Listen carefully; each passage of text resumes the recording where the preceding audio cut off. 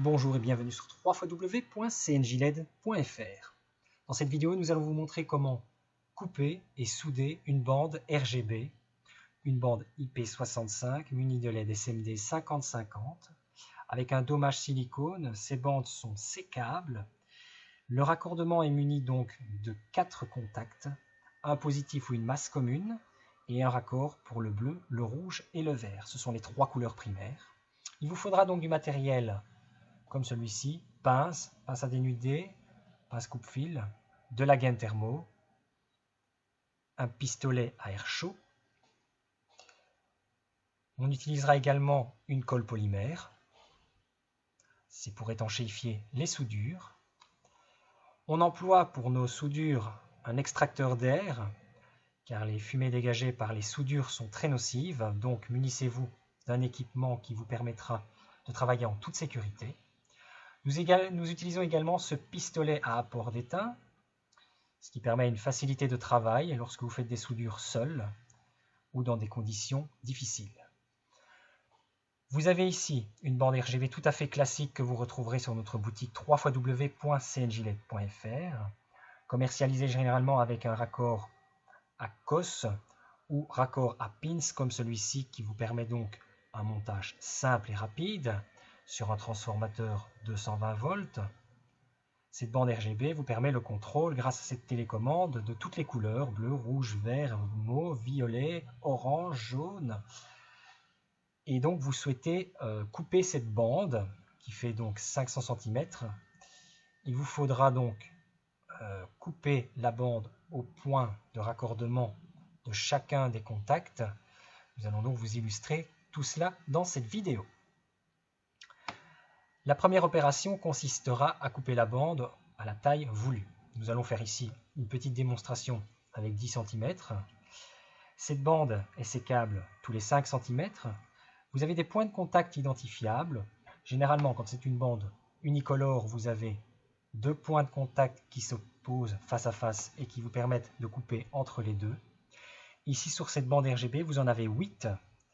Il faudra donc couper entre ces 8 petits points de contact et ainsi obtenir les points de raccordement de soudure. Chacun de ces points correspondra à une couleur et une masse ou un positif commun. Ce sera identifié donc avec un câble blanc, rouge, vert ou bleu.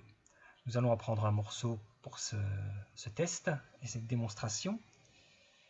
Vous faites donc la longueur de câblage désirée pour le raccordement. Il suffira de dénuder ce câblage sur 2-3 mm.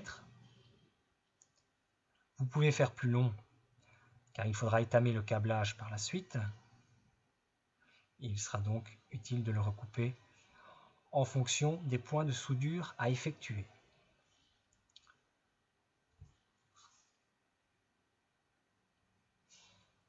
La seconde étape consiste à libérer les points de contact. La bande est domée d'un gel silicone. Il faudra donc donner un coup de cutter de manière transversale pour libérer ces points de contact, sans entailler la bande cuivrée donc, qui mène le courant jusqu'au LED. Donc voilà, nous libérons simplement les 4 points de contact à souder.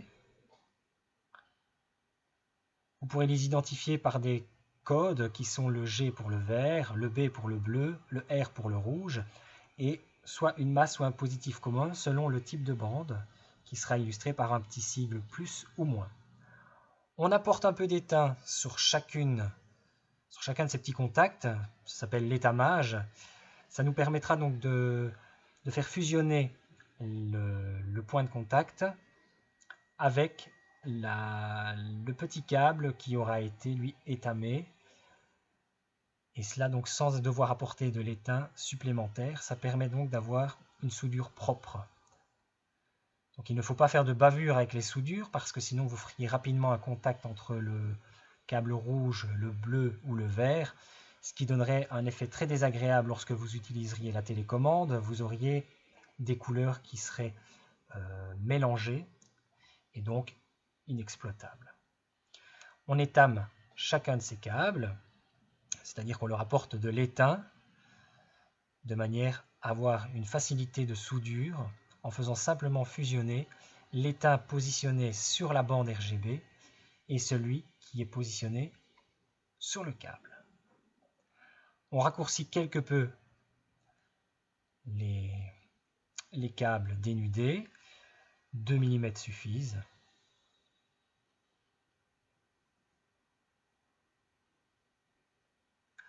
Alors on utilise du câble ici 0,5 mm². Vous pouvez utiliser du câble jusqu'à 1,5 pour ce type de travail. Mais 0,5 est beaucoup plus aisé lorsque les contacts sont fort rapprochés comme ceci. Alors, les codes d'identifiant, comme je vous le rappelais, le G, c'est green en anglais, c'est pour la couleur verte, le R pour le rouge et le B pour le bleu. On va donc raccorder chaque câble sur son point de contact identifié.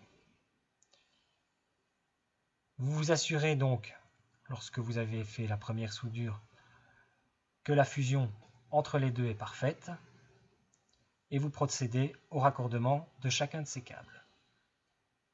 Assurez-vous bien sûr de ne pas faire de point de contact entre les différentes couleurs.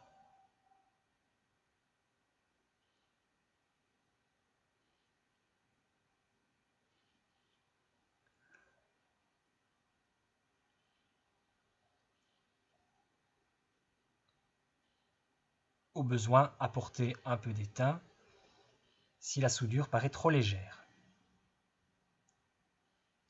Alors, le travail au pistolet à apport d'étain automatique permet un travail beaucoup plus simple lorsque nous sommes dans des conditions de soudure vraiment précises. Vous pourrez le retrouver également sur demande sur www.cnjled.fr. Vous assurez que tout est parfaitement soudé. Donc, nul besoin de mettre une grosse quantité d'étain. Le raccordement se fera très bien avec l'étain qui avait été apporté sur la bande initialement. Alors, pour positionner la gaine thermorétractable, il faut dégainer quelque peu le 3M adhésif au dos pour ne pas le brider sous la gaine thermorétractable. Ensuite, vous passez cette gaine dans les 4 fils. Nous allons ici, ça dépend de l'usage, mais nous allons ici étanchéifier avec cette colle polymère. Ceci permettra donc à la fois de préserver des entrées d'eau, les raccordements et les soudures, éviter ainsi tout faux contact et maintenir également dans le temps la gaine thermorétractable en place sur la bande. Il nous suffit donc de positionner la gaine thermo jusqu'à la première LED et utiliser notre pistolet à air chaud pour faire réduire cette bande au maximum. Donc c'est pour permettre un parfait maintien du câblage et une finition beaucoup plus propre. Voilà la partie la plus compliquée terminée. Il nous restera donc à faire le raccordement de chacun de ces câbles au module de contrôle. Ici, en l'occurrence, nous n'allons pas mettre une cosse rapide avec pin, mais nous allons utiliser des cosses rondes. Donc nous allons mettre le câble à même longueur. Nous allons dénuder chacun de ces câbles sur 1,5 cm, ce qui nous permettra de mettre des cosses rondes à sertir. Nous allons au préalable étamer ces câbles simplement pour un meilleur contact. Ça assure un parfait maintien dans la cosse.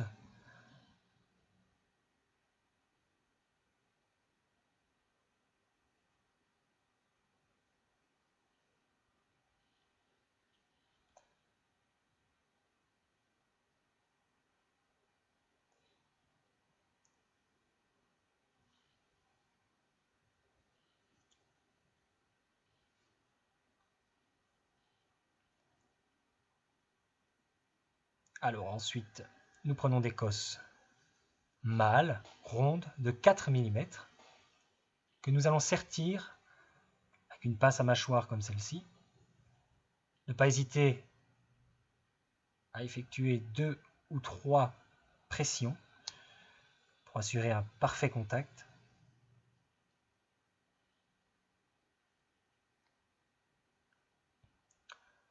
Toujours bien utiliser des cosses isolées pour éviter tout contact entre les positifs et les masses. Vous pourrez retrouver également ces cosses sur notre boutique www.cnjy-led.fr. Tout le matériel également est disponible, donc sur demande pour certains produits qui ne sont pas en ligne. Pour le câblage, vous retrouverez ça dans les accessoires. La bande est maintenant prête à l'emploi. Il nous reste à préparer le module de contrôle que nous avions utilisé précédemment sur la bande avec le raccord standard. C'est généralement ce type de module que vous retrouvez sur le marché. Vous coupez la terminaison. Vous dénudez la gaine qui protège le câble sur 4-5 cm. Et ensuite, vous dénudez chaque câble indépendamment. Il y aura donc les mêmes codes couleurs, le bleu, le rouge, le vert. Et vous aurez un câble noir ou blanc qui sera donc le commun, soit en positif, soit en masse, selon le type de câble. On dénude les bandes sur 1 cm. On étamera également chacun de ces câbles afin d'assurer donc un parfait contact lors de l'écrasement de la cosse avec cette pince à sertir.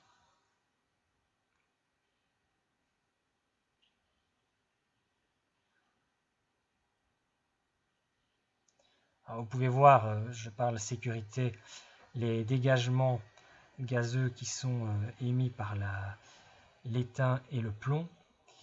Donc je rappelle, nous employons pour nos soudures un extracteur d'air.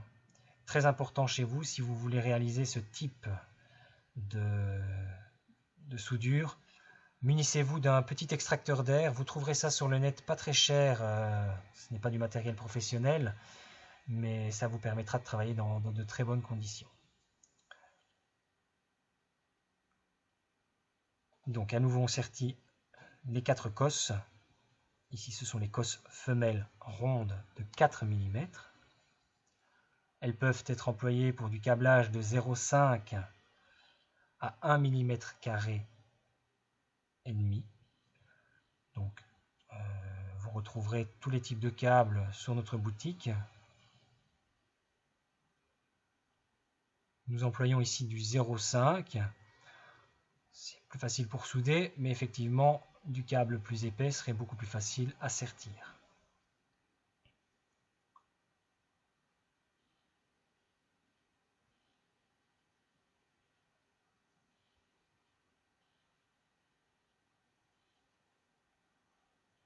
N'hésitez pas à sertir 2 à 3 fois la cosse pour vous assurer que tout soit bien en contact. Alors, pour faire propre, nous amènerons ensuite la petite gaine thermorétractable au bord des câbles, tout simplement pour maintenir l'ensemble.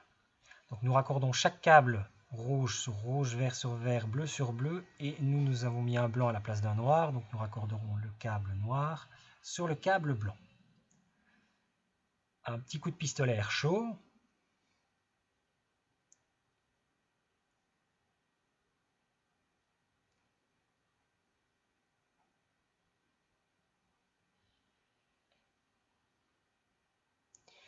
Alors selon l'usage, vous pourrez être amené à devoir faire une isolation beaucoup plus sérieuse. Donc ici c'est de la bande IP65, ça ne vous permettra pas donc un montage sous châssis avec